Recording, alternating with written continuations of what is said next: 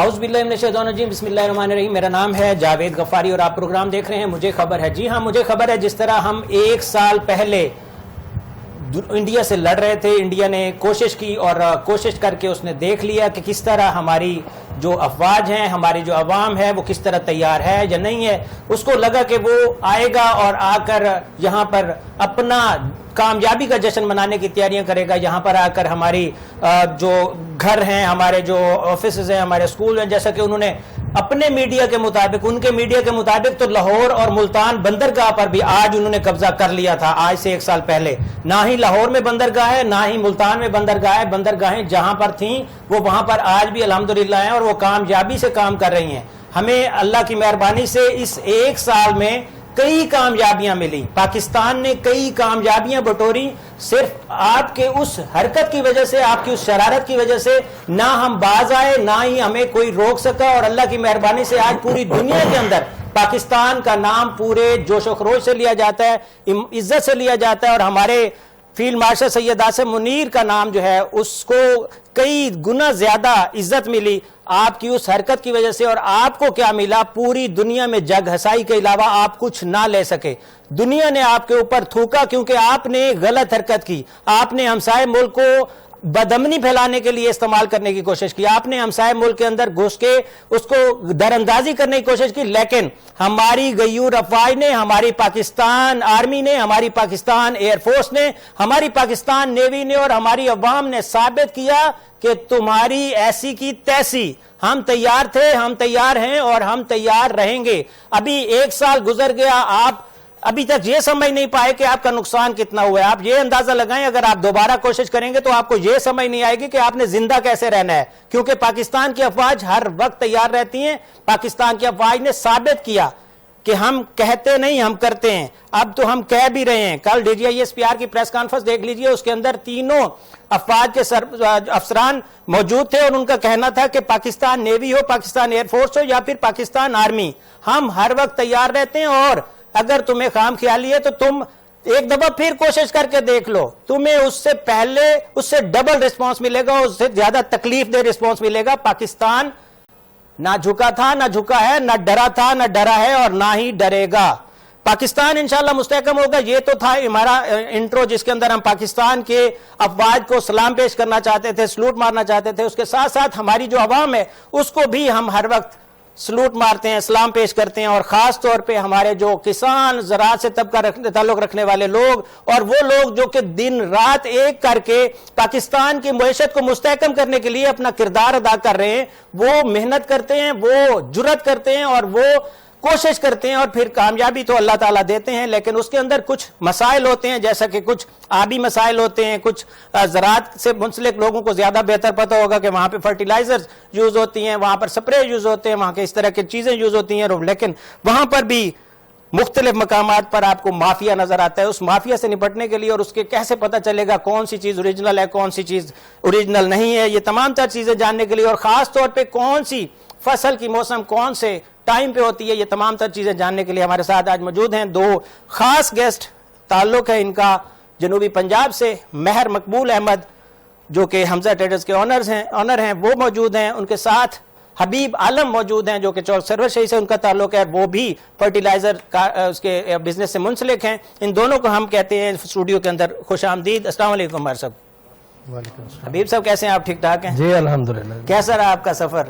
جی اللہ کا شکر ہے۔ جی تو ابھی آپ ہمارے جو عوام ہیں، ہمارے جو لوگ آپ کو ٹی وی پر دیکھ رہے ہیں، ان کو کوئی سجیشن دیں کہ وہ پورے سال میں جو زراعت سے منسلک رہتے ہیں ان کے لیے کیا کچھ آپ تجاویز لائیں گے یا کیا تجاویز ہونی چاہیے، یا خاص طور پہ ان کے جو مسائل ہیں وہ، کیونکہ جو مسئلہ کسان کا ہوتا ہے وہ سب سے پہلے وہ اپنے جس سے وہ ایسوسیٹ ہوتا ہے وہ ہے جو زراعت کا کاروبار کرتا ہے، چاہے وہ گندم کا خریدار ہے، چاہے وہ گندم ڈیلرز ہیں، جو بھی ہیں ان سے وہ تعلق اس میں آتے ہیں، رابطے میں آتے ہیں اور وہ اپنے مسائل بتاتے ہیں۔ تو مہر مقبول صاحب سے ہم پہلے پوچھیں گے کہ کسان کے آج کے دور میں سب سے زیادہ مسائل کون کون سے ہیں؟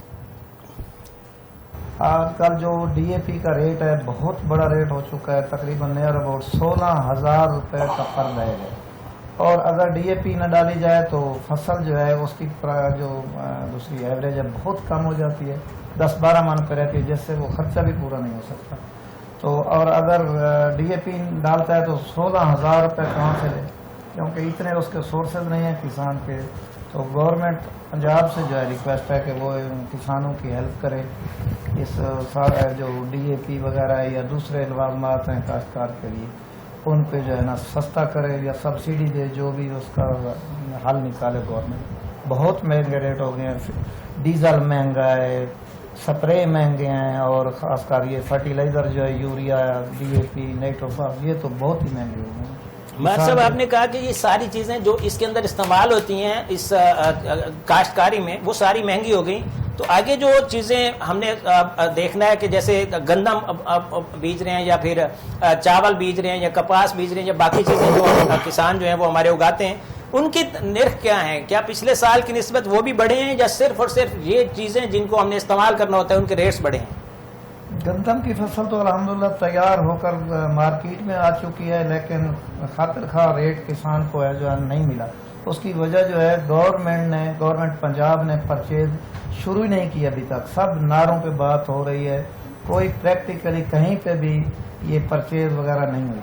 باقی رہی بات یہ آنے والی فصل جیسے چاول کی کاشت ہے، یہ اب شروع ہو چکی ہے، لیکن کسان کے پاس جو ہے وہی بات مہنگائی والی ہے کہ جو خاطر خواہ ضرورت ہے ان چیزوں کی، ڈی اے پی وغیرہ. مہر صاحب جب آپ کی طرف فلڈ آیا تھا تو تب ہم نے کچھ سپیچز سنی تھیں جس کے اندر سینئر وزیر مریم اورنگزیب بھی وہاں پر موجود تھیں، مریم نواز شریف صاحبہ بھی وہاں پر گئیں، اور انہوں نے باقاعدہ وعدے کیے کسانوں سے کہ آپ کی گندم جو ہے وہ آپ کے کھیت سے ہم لیں گے. تو یہ دعویٰ جو ہے وہ درست نہیں ثابت ہوا، اور اس کے علاوہ ہم نے کئی دیکھے پیکیجز کسانوں کے لیے آئے، ان کا کوئی زمینی اس سے حقائق سے وہ منسلک نہیں ہے. وہ بالکل نعرے تو ہم بھی سنتے رہے ہیں اور بات نعروں تک ہی رہی، کہیں پہ بھی کوئی پرچیز نہیں ہوئی اس وقت تک. ابھی تک بھی وہی وعدے، وہی نعرے، وہی جو ہے ہم دانہ خریدیں گے، ہم مفت بار دانہ دیں گے، ہم جو ہے گندم جو ہے کسان کے کھیت سے اٹھائیں گے. سب جھوٹ پہ مبنی رہا ہے میرے قابل میں.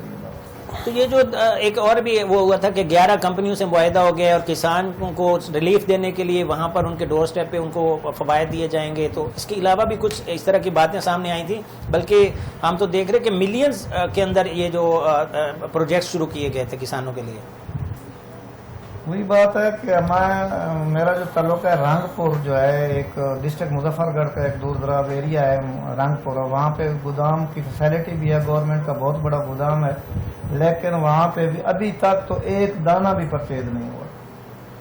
ابھی تک جو ہے وہ گندم نہیں پرچیز کی گئی. نوید حبیب عالم صاحب میں آپ کی طرف آؤں گا، آپ آگاہ کیجیے گا کہ آپ کی طرف کیا وہ ہے اس وقت جو انتظامات کیے گئے ہیں، کیونکہ آپ کی طرف تو فلڈ نہیں آتا، آپ کو تو ریت بتا لیتی ہے، اس سائڈ پہ تو فلڈ آتا ہے، تو وہاں پر کیا سہولیات ہیں اور وہاں پر جو فصلیں ہیں وہ کون سی اس وقت تیار ہے اور اس کے لیے کیا تیاریاں ہیں آپ کی طرف؟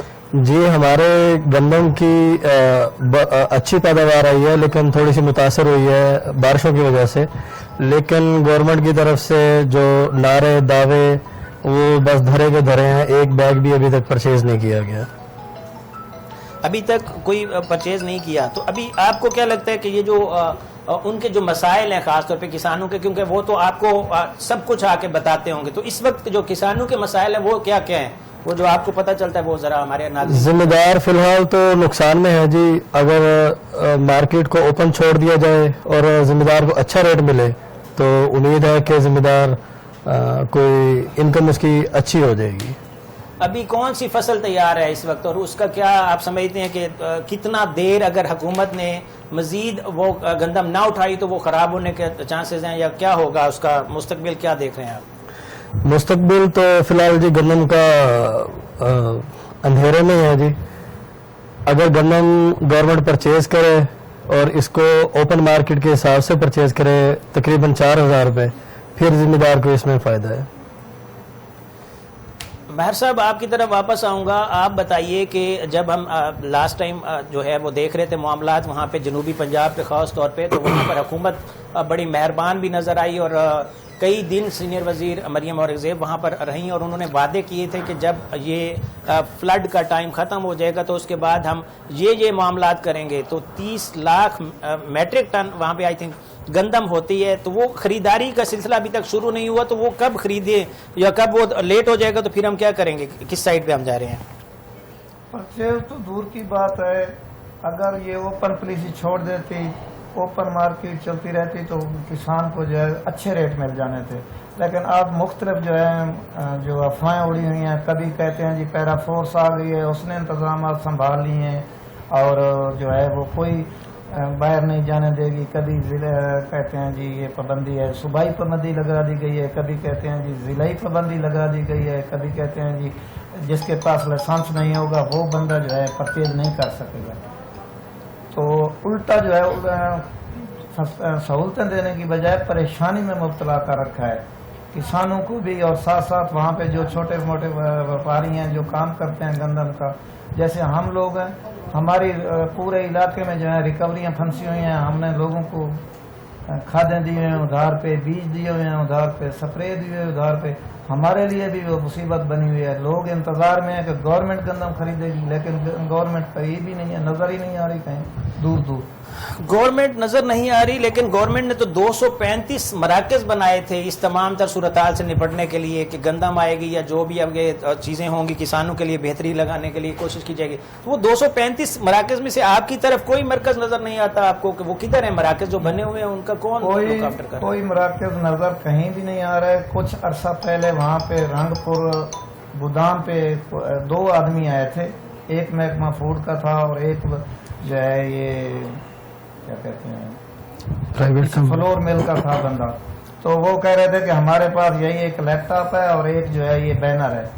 अभी तक कोई खुली जो है पॉलिसी हमारे पास नहीं है कि क्या करना है हमने या क्या नहीं करना। वो भी मैंने तो सुना 3 दिन पहले बिस्तरा बोरिया उठाकर चले गए हैं। ये वही बात हुई कि जिस तरह हम देखते हैं यहाँ पर पुलिस कैंप लगाए जाते हैं और उसका ऊपर लिखा होता है मददगार पुलिस, और नीचे जब हम देखते हैं तो कोई कुर्सियों की जो हालत होती है वो भी खराब होती है और वहाँ पे एक टेबल पड़ी होती है और उसके ऊपर कपड़ा भी नहीं होता और वो बताया जाता है कि वो मददगार पुलिस है। यहाँ पर लाहौर के अंदर अगर देखा जाए तो इसी तरह की सूरत हाल इस वक्त हमें जनूबी पंजाब और उन जगह पे नजर आ रही है जहाँ पर लोगों के लिए उन्होंने एक वो किया 235 शायद जो तादाद है अगर ऊपर नीचे ना हो तो मराकज बनाए गए, लेकिन उन मराकज के अंदर कोई सहूलियात उनको नहीं दी गई, तो वो आगे किसी को सहूलत क्या देंगे।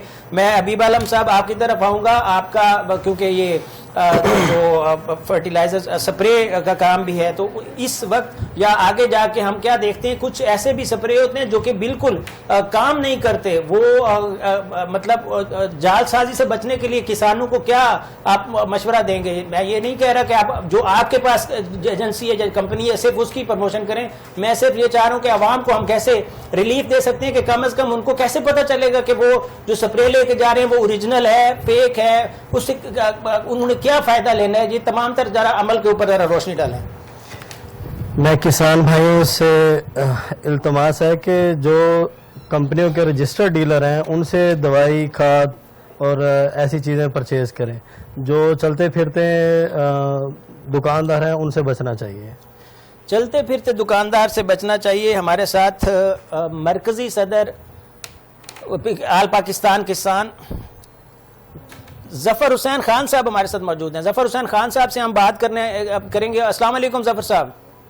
जी वालेकुम अस्सलाम। जफर साहब आपको खुशामदीद कहते हैं 7 न्यूज़ के प्लेटफॉर्म पे। आप बताइएगा कि इस वक्त किसानों को क्या क्या मसाइल दरपेश हैं और उनके लिए हल के लिए क्या आप देख रहे हैं, क्योंकि हुकूमत संजीदगी नजर आती हो। क्योंकि हम कुछ अर्सा पहले की अगर स्टेटमेंट्स देखें हुकूमत पंजाब की खास तौर पर, तो उन्होंने कहा था कि हम डोर स्टेप से गंदम खरीदेंगे, वहां पर 235 करके मराकज बनाए हैं जिनके ऊपर तमाम तर सहूलियात दी जाएंगी। तो ये तमाम चीजें क्या आपको होती हुई नजर आ रही हैं? अच्छा जी, बिस्मिल्लाहिर्रहमानिर्रहीम। तकरीबन अब 3रा साल है गवर्नमेंट गंदम के बारे में पाकिस्तान के काश्तकारों के साथ इंतहाई इनका जालिमाना रवैया है, नाइंसाफी पे मबनी रवैया है। और पहले 2 साल इन्होंने कीमतें ही अनाउंस नहीं की और उसके बाद अब मैंने किसान बोर्ड के सदर के तौर पे हाई कोर्ट में लाहौर रिट की थी, तो उन्होंने इनको हुक्म दिया था कि भाई कीमत अनाउंस करो। तो कीमत अनाउंस की और उसके बाद खरीदारी की पॉलिसी को मुबहम रखा। फिर ना तो वो सेंटर सही बने, ना वहाँ से कोई खरीदारी हुई। और इस हवाले से मैं समझी इस दफा भी جو چاہے چھوٹے کاشتکار تھے وہ 2900 300 3100 میں انہوں نے بیچی ہے. اس حوالے سے میں سمجھتا ہوں کہ یہ ایگریکلچر کنٹری ہے اور 64 اور 65% لوگ کا روزی روٹی اس شعبے سے وابستہ ہے. اگر یہ شعبہ ترقی نہیں کرے گا تو میں سمجھتا ہوں کہ پورے ملک کی اکانومی کولیپس ہو جاتی ہے. جب ان کی جیب میں پیسے نہیں ہوتے ہیں تو جب یہ خریداری کرنے کے قابل نہیں ہوتے ہیں تو پورے مارکیٹوں میں بھی یعنی ایک ٹھنڈ کا سامان ہوتا ہے. اس حوالے سے ہماری تو گورنمنٹ کو درخواست ہے, ریکویسٹ ہے کہ پاکستان کے عوام پہ رحم کریں اور خاص کر کے جو پاکستان کے لوگوں کے لیے روزی روٹی کا بندوبست کرتے ہیں, فصلیں کاشت کرتے ہیں, ان لوگوں کو کم از کم اتنا تو منافع دیا جائے کہ وہ اپنے بچوں کا پیٹ بھر سکے اور آئندہ فصل اگا سکے. اس حوالے سے میں سمجھتا ہوں کہ گورنمنٹ کو چاہیے کہ پوری ایگریکلچر پالیسی کو ریوزٹ تو ظفر صاحب وہ ڈیجیٹل کیا جا رہا تھا, حکومت پنجاب نے آپ کے سارے شعبے کو ڈیجیٹلائز کرنا تھا, 235 مراکز بنانے تھے اور تمام تر فیسلٹیز آپ کو صرف آن لائن ملنی تھی. وہ کیا بنا اس سارے پروجیکٹ کا؟ میں عرض کرتا ہوں کہ سارا کاغذی کارروائی ہے, عملاً موقع پہ کوئی چیز موجود نہیں تھی اور لوگوں نے یہ گورنمنٹ کا فرض تھا نا بتائیں, کسی ٹی وی پہ دکھائیں کہ لوگ ان کے مراکز میں آ کر کہیں چیزیں اپنی گندم فروخت کر رہے ہیں. لوگوں نے تو گندم عام مارکیٹ میں فروخت کی ہے اور افسوس یہ ہے کہ بر وقت نہ طے ہو سکا نہ بر وقت کوئی نظام بن سکا. تو اس حوالے سے میں سمجھتا ہوں کہ انتہائی غیر سنجیدگی جو ہے نا وہ گورنمنٹ کے پارٹ پہ ہے کہ انہوں نے جو تک وہ اعلان کیا اس پہ بھی عمل کرنے انہوں نے. تو ظفر خان صاحب آپ کے خیال میں وہ جو 11 نجی کمپنیوں کو انوالو کیا گیا ہے وہ کس چکر میں کیا گیا اگر کوئی فیسلٹی نہیں مل رہی تو؟ وہی میں عرض کرتا ہوں نا کہ جب آپ کے پاس فوڈ ڈپارٹمنٹ موجود ہے, اس کے گدام موجود ہیں, تو نجی کمپنیوں کو انوالو کر کے ان کو ان کے قرضے لے کے. فوڈ ڈپارٹمنٹ کیا ابھی تک فعال ہے؟ خان صاحب ذرا میری انفارمیشن میں اضافہ کیجئے گا. میرے خیال میں تو وہ تو غیر فعال ہو گیا جب آپ سارا کچھ نجی کمپنیوں پہ چلے گئے, ڈیجیٹل پہ چلے گئے. تو یہ کون سا فوڈ ڈپارٹمنٹ والے کوئی اتنے گریجویٹ تھے کہ جنہوں نے IT کے کورسز کیے ہوئے تھے؟ میں وہی عرض کرتا ہوں نا, جو اسکلڈ آدمی تھے جو پاکستان بننے کے بعد سے یعنی 2 سال پہلے تک یہ سارا خرید کرتے رہے, انہیں طریقہ موجود ہے, سلیقہ موجود ہے, ان سب ٹرینڈ بندوں کو ایک طرف کر کے آپ نے نجی کمپنیوں کو انوالو کیا ہے. تو میں سمجھتا ہوں کہ بالکل ہی ایسا انہوں نے فیصلہ کیا ہے جس پہ عمل درآمد ہونا مشکل نظر آیا, نہیں ہوا. ظفر حسین خان صاحب آپ ہمارے ساتھ رہیے, ہم مہر مقبول صاحب کو شامل بحث کرتے ہیں. مہر صاحب آپ ذرا بتائیے گا کہ 1 ایکڑ اگر گندم کسی نے اگانی ہے تو اس کے اوپر اخراجات کتنے آئیں گے, تو اس سے ہمیں کتنے کرنے ہوگی؟ ہم تھوڑا سا ایک ایسٹیمیٹ لگانا چاہ رہے ہیں. میرے خیال میں جو 1 ایکڑ گندم بیچتا ہے نا بندہ کسان, وہاں پہ جو ہے نیئر اباؤٹ 60,000 کے قریب جو ہے خرچہ آتا ہے. 60,000 خرچہ آتا ہے. ظفر صاحب کیا آپ اس بات سے ایگری کرتے ہیں, اور یہ کیا 60,000 نکلتا بھی ہے یا صرف خرچہ آتا ہے اور اس کے بعد باقی مسائل جو ہوتے ہیں سارا سال وہ کسان کیسے گزارا کرتا ہے؟ میں وہی عرض کرتا ہوں نا کہ آپ جو گورنمنٹ نے ریٹ اناؤنس کیا ہے اس کے مقابلے میں پیٹرول کہاں, ساری ڈیزل کہاں, باقی کھادیں کہاں. تو میں سمجھتا ہوں کہ جو کسان چیزیں ان پٹ استعمال کرتا ہے وہ مہنگی ہو جاتی ہیں, جو پیدا کرتا ہے اس پہ قیمت کا تعین ہوتا ہے. تو اس حوالے سے میں سمجھتا ہوں سفید پوشی بھی ہے اب میں سمجھتا ہوں کہ نہیں. اور خاص کر کے وہ جو ہمارے کاشتکار بھائی جو ٹھیکے پہ زمین لے کر فروخت کرتے تھے ان لوگوں کے تو زیور تک بک کے ہیں, ان کے تو تمام احساسے ڈائیلوٹ ہو گئے ہیں بیچارے 2-3 سال سے. خان صاحب ایک اور مجھے ذہن میں کوشچن آیا ہے کہ جب بھی ہم کوئی تقریر سنتے ہیں وزیر اعظم پاکستان کا شاید پہلا یا دوسرا خطاب ہوتا ہے, اس کے اندر وہ کہتے ہیں کہ پاکستان کی جو زراعت ہے وہ ریڑھ کی ہڈی ہے معیشت کی. تو ریڑھ کی ہڈی کی کون حفاظت نہیں کرنا چاہتا؟ ہمارے ایک موڑے میں تھوڑا سا گیپ آ جائے تو ہم ہسپتال میں بھاگتے ہیں, تو یہ پوری ریڑھ کی ہڈی کا کوئی محافظ نہیں نظر آتا آپ کو؟ میں وہی عرض کرتا ہوں کہ یہ سارے حکمران کسانوں کی جو ریڑھ کی ہڈی کو ٹیسٹ کرتے اس میں جان جتنی یہ ہے کہ ریڑھ کی ہڈی سے مراد یہ ہے کہ ایک مورا بھی 1 انچ کیا 1 بار برابر ادھر ادھر ہو جائے تو بندہ آپاج ہو جاتا ہے. تو یہ پاکستان سمجھ لیں کہ آپاج ہو گیا.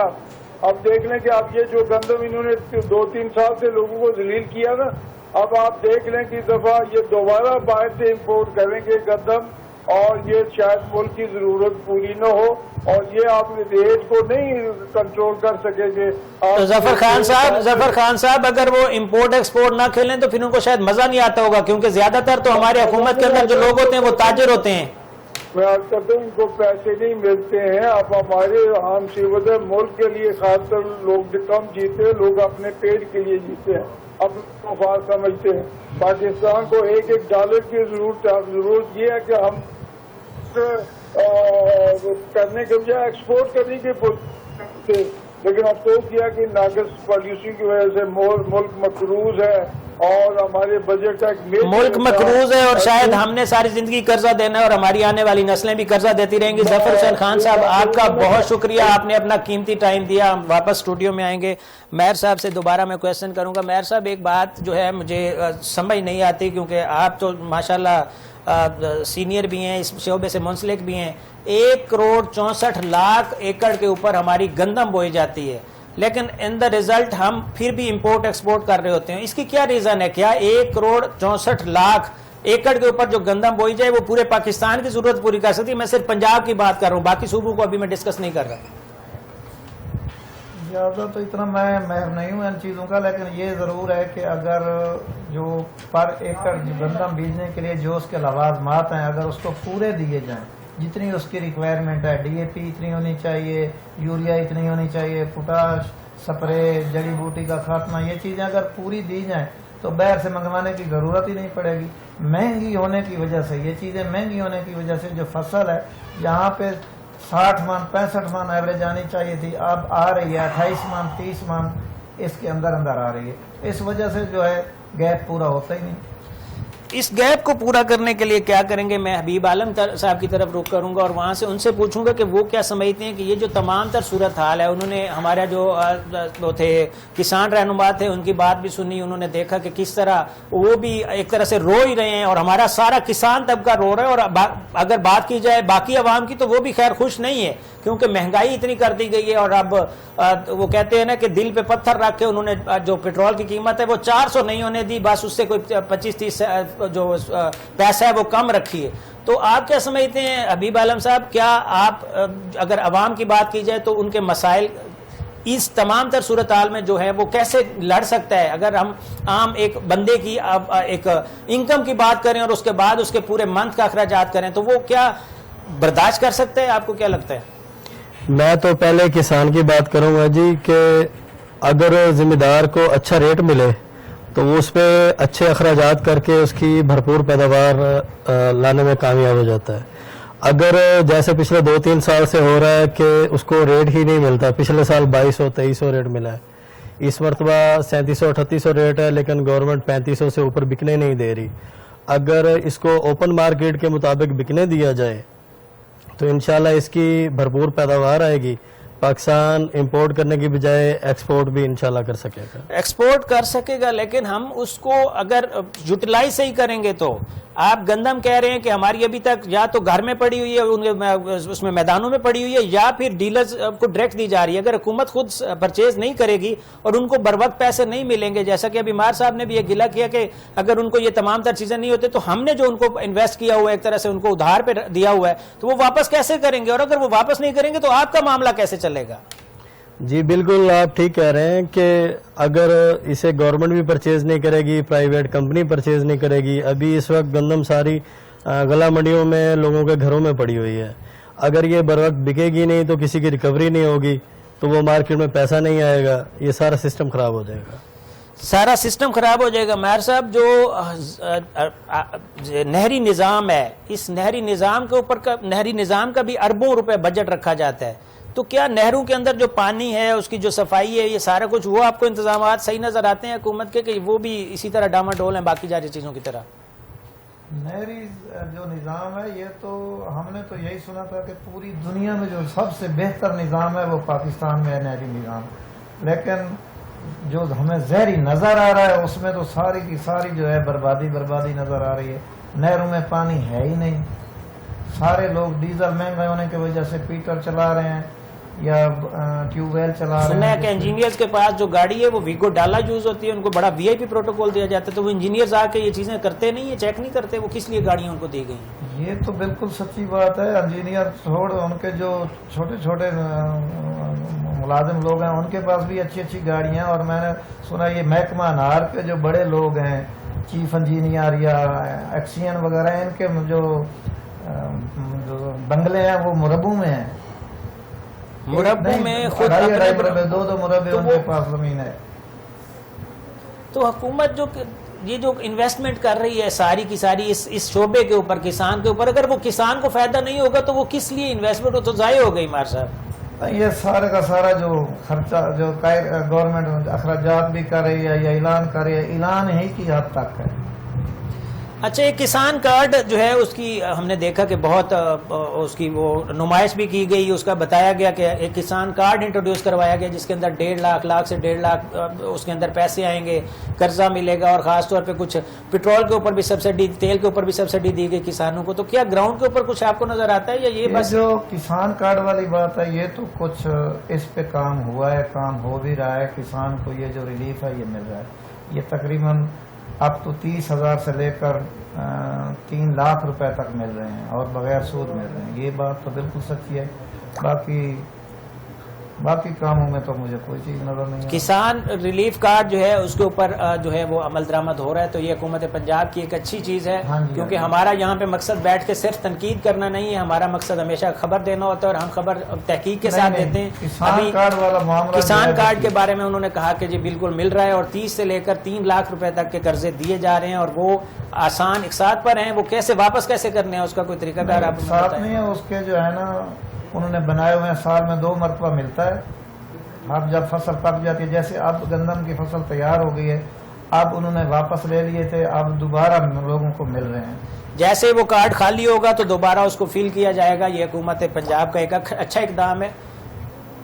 تو حکومت کو مزید کیا کرنا چاہیے کسانوں کی بہترمنٹ کے لیے؟ آپ کیا سمجھتے ہیں کہ گراؤنڈ پہ کون سی ایسی تبدیلیاں کی جائیں کہ کسان جو ہے اس سے مستفید ہوں؟ خاص طور پہ میرا ٹارگٹ ہمیشہ چھوٹا جو کسان ہے وہ ہوتا ہے, اس کو آپ کیسے ریلیف دینے کا مشورہ دیں گے؟ حکومت کو کیا سجیشنز دیں گے؟ یہ اور تو کوئی ریلیف نہ دے سکتی ہے نہ دے گی. باقی یہی جو ہے مہنگائی کو کنٹرول کریں, ڈیزل کو کنٹرول کریں, فرٹیلائزر جتنی ہیں ان کو کنٹرول کریں, اور سپرے وغیرہ جو ہے یہ ذرا سستے ہونے چاہیے. لیکن جو انہوں نے ریسنٹلی جو ڈیزل کے ریٹ بڑھے ہیں اس کی وجہ سے سب چیزیں جو ہیں, ٹرانسپورٹیشن بہت مہنگی ہو گئی ہے. انہوں نے کچھ ریٹ کم بھی کیے ہیں تو ٹرانسپورٹیشن جو ہے اسی ریٹ پہ چل رہی ہے. جیسے کرایے جو بڑھائے گئے تھے وہ تو واپس آئے نہیں, لیکن ڈیزل کچھ تھوڑا بہت سستا ہوا بھی ہے. تو ہمیں جو کسان ہیں, جو ہم لوگ ہیں, کسی کو اس کا کوئی فائدہ نہیں مل رہا. عوام کو ریلیف دینے کے لیے جو معاملات کرنے چاہیے حکومت پنجاب کو. حبیب عالم صاحب, آپ کیا سمجھتے ہیں کہ یہ جو موجودہ حکومت ہے یا اس سے پہلے جتنی بھی حکومتیں ہیں, انہوں نے آج تک کون سا ایسا اچھا اقدام آپ کی نظر میں کیا ہے جس کو کسان کو براہ راست ریلیف ملا ہو؟ وہ کون سے اقدامات ہیں؟ کوئی 1 یا 2 یا 3 جو آپ کی سمجھ میں آتے ہیں وہ ذرا آگاہ کیجیے گا. جی, حکومت پنجاب کی طرف سے کسان کارڈ کا جو ریلیف ہے یہ بہت اچھا اقدام ہے, اور باقی ذمہ دار کے لیے بہتری یہی اسی میں ہی ہے کہ گندم کی جو مارکیٹ ہے اسے اوپن چھوڑ دینا چاہیے, جس سے ذمہ دار کو اعتماد ملے گا, اس کو اچھا ریٹ بھی ہوگا, تو وہ بھرپور محنت کر کے اچھی پیداوار لانے میں ملک کا ساتھ دے گا.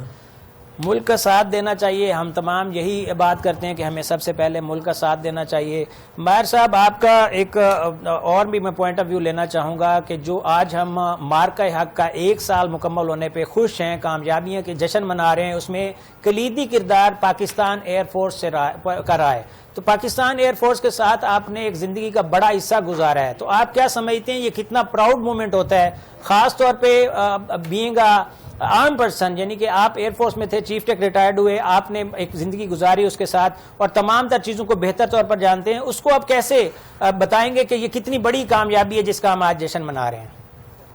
اس میں کوئی شک نہیں ہے کہ फोर्सें तो तीनों जो हैं बहुत अहम है, लेकिन ये पाकिस्तान एयरफोर्स जो है इसका जो इस वक्त रोल है, और पूरे मुल्क में पूरी दुनिया में जो इस वक्त रोल है जंग का, अहम तरीन रोल एयरफोर्स का ही होता है। और जिस तरह आपने देखा एयरफोर्स ने जो ये मार्का हक में जो कामयाबी हासिल की है इसका कोई सानी नहीं है। और मैं तो बज़ात खुद एयरफोर्स से रहा हूँ और एयरफोर्स से मोहब्बतें हैं। हम तो दुआगो हैं कि अल्लाह पाक एयरफोर्स को और तरक्की दे और पूरे पाकिस्तान और पूरी डिफेंस फोर्सेस को तरक्कियाँ दे।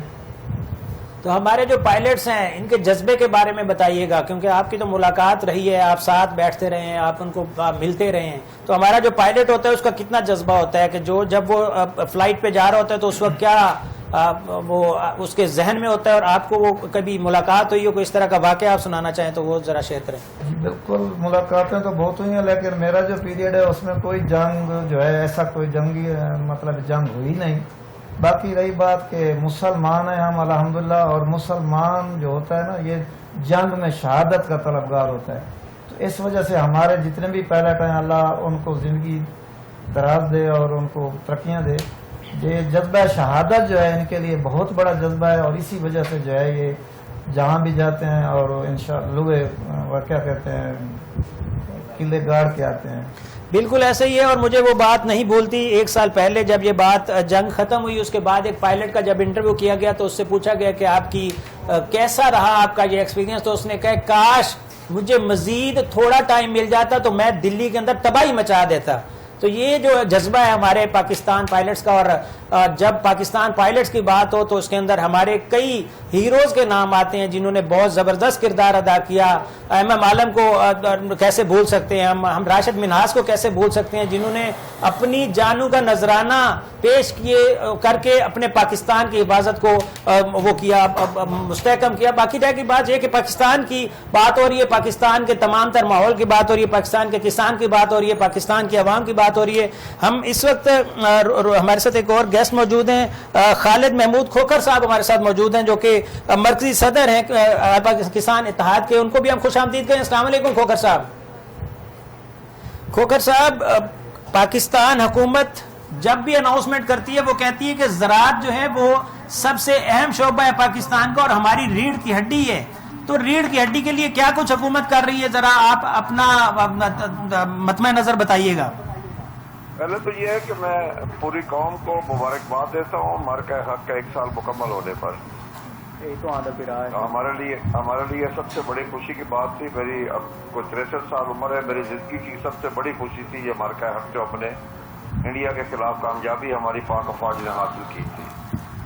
यानी उस खुशी का मैं अपने जज्बात का लफ्ज़ों में अहाता करके नहीं बता सकता, बल्कि अपने जज्बात की शिद्दत भी आप तक नहीं पहुंचा सकता कि जिस तरह हमारे पाकिस्तान की पूरी दुनिया में इज्जत हुई। बिल्कुल ऐसा ही है। पाकिस्तान सबसे पहले पाकिस्तान है तो हम सब हैं। मैं हमेशा से एक चीज कहता हूँ कि इस मुल्क के लिए फूड सिक्योरिटी किसान, बॉर्डर सिक्योरिटी जवान इक्वल टू खुशहाल मजबूत पाकिस्तान। यस।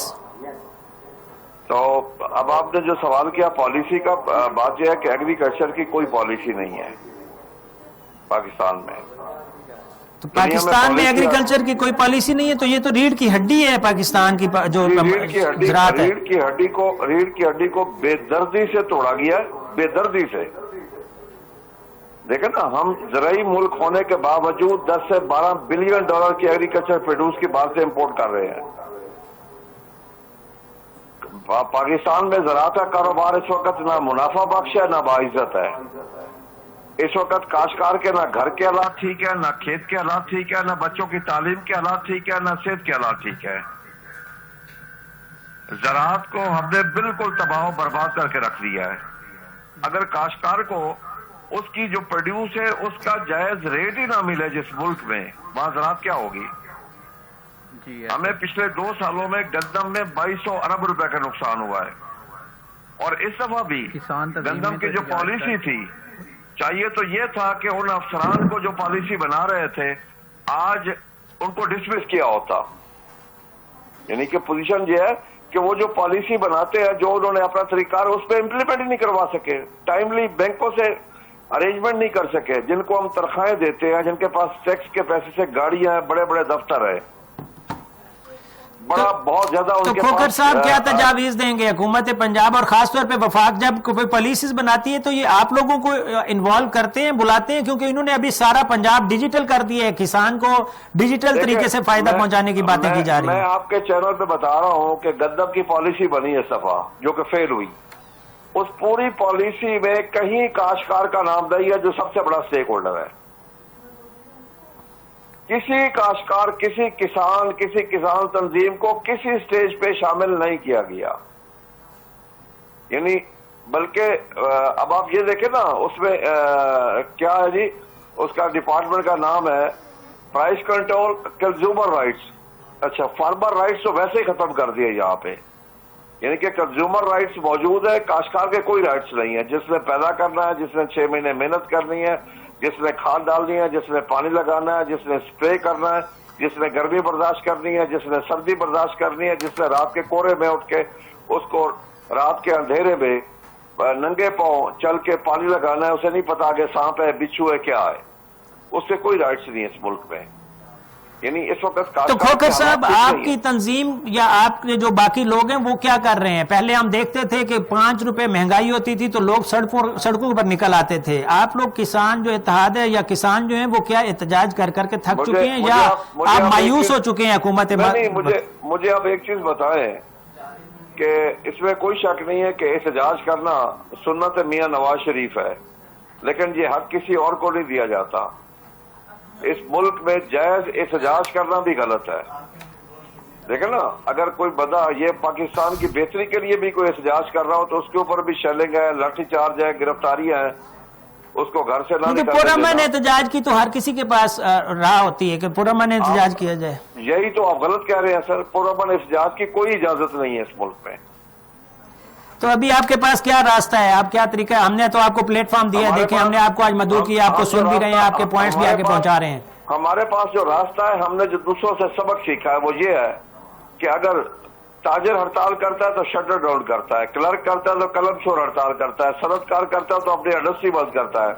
हम अपनी काश में कमी ला रहे हैं, बस हमारे पास इसके अलावा और कोई एहतजाज नहीं है। खोखर साहब, इस तरह तो फिर आप अपने साथ भी तो ज्यादती करेंगे ना, अगर काश में कमी आती है तो हम अपने साथ, देखें मेरी बात सुने ना, मुझे आप एक चीज बताएं कि एक काश करे, उसकी कास्ट ऑफ प्रोडक्शन हो 3500 रुपए, उसे रेट मिले 1800, 1900, 2000 रुपया। कपास वो पैदा करे, उसकी कास्ट ऑफ प्रोडक्शन हो 10,000, उससे रेट मिल रहा हो 5-6 हजार रुपया। आलू वो पैदा करे, उसकी कास्ट हो 30 से 35 रुपए किलो, उसे मिल रहा हो 1 रुपए किलो, वो कहाँ जाएगा फिर? मुझे आप ये बताएं। तो खोखर साहब, ये जो निजी कंपनियां उन्होंने 11 को ठेका दिया है, तो वो 11 कंपनियां क्या कर रही हैं? वो फ्लोर आपको नजर आती है कहीं पे ग्राउंड में, या क्या उनका लेना? जब हमारे पास गद्दम खत्म हो गई तो फिर वो आ गई है कंपनी मैदान में। तो अभी आप क्या कोई तजावीज देना चाहें? कोई आपके पास फ्लोर है, आप 2 या 3 मिनट की कोई तजावीज देना चाहें तो हम हाजिर हैं। जी, मैं एज ए पाकिस्तानी इस वक्त ये कहूंगा कि कुदरत ने हमें बहुत बड़ा मौका दिया है। इस वक्त पूरी दुनिया में फूड शॉर्टेज आ रही है, पूरी दुनिया में, वर्ल्ड लेवल पे फर्टिलाइजर की वजह से, मुख्तलिफ चीजों की वजह से शॉर्टेज है। हमें इससे फायदा उठाना चाहिए कि अपनी पर एकड़ पैदावार बढ़ाएं, बैलेंस यूज ऑफ फर्टिलाइजर करें, ज़राअत के कारोबार को बाइज्जत और मुनाफा बख्श बनाएं। और काश्तकार के लिए हम ये चाहते हैं कि काश्तकार को और कुछ नहीं चाहिए, काश्तकार को चाहिए जो उसकी कास्ट ऑफ प्रोडक्शन है 25% मुनाफे के साथ उसका रेट बना दिया जाए, जो पूरी दुनिया करती है। मैं पाकिस्तान की बात नहीं कर रहा, पूरी दुनिया में काश्तकार को हर फसल की एक इमदादी कीमत दी जाती है, स्पॉट प्राइस दी जाती है, जो पाकिस्तान में नहीं है।